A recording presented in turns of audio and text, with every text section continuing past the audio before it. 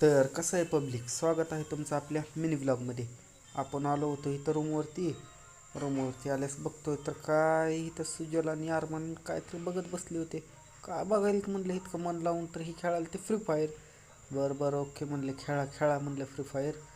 मग आलो बाहेर तर उमेश भाई म्हणला चल जरा बाहेर जाऊन येऊ, काम आहे आपलं.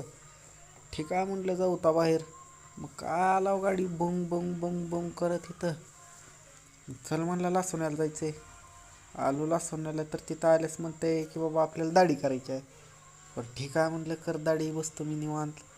काय गाडी बिडी लावली साईडला आणि मग चल म्हणलं मधी. आलाव तर काय लगेचच पठ्ठ्याचा नंबर लागला. बसले घेतली लगेचच आणून दाढी हातावर. बरं ठीक आहे म्हणलं कर म्हणलं दाढी.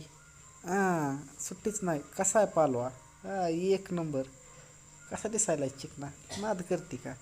तुमच्याला तिथून आधी वापस आलाव. चला म्हणलं गावात बसावं निवांत. कसं दिसायला चौक, नाद करते का. हां सोपं काम नाही. इथून पुण्याच्याला आला बुईंग करून आपल्या रूमवरती. पुन्हा रात्री सगळेजण भेटला होता हो.